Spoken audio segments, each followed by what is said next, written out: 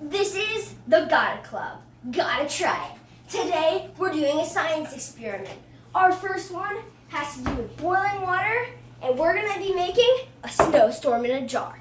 The supplies you need boiling water, a sealable jar, ice cubes, and hairspray. So let's get into it. First step, you're going to take your boiling water. Be very careful. Parental guidance advised, and you're gonna pour it into the jar. All of it.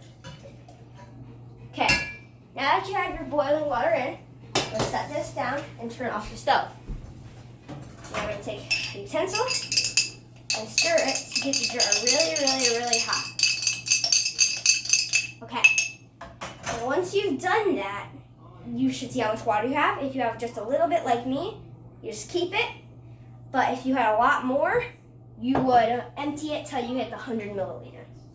You're going to take the ice cubes, 3 ice cubes, on an upside down lid, and you're going to put it on top.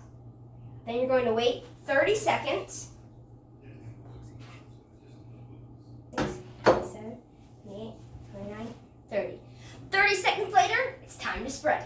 3, 2, 1. Okay. Now it's going to need a minute to sit, but it's going to start swirling inside. The smoke and the hairspray. So it might look really cool if you did the proper things. It's gonna smoke up, but when you take the lid off, it's really cool. Okay, ready to take the lid off? 3, 2, 1.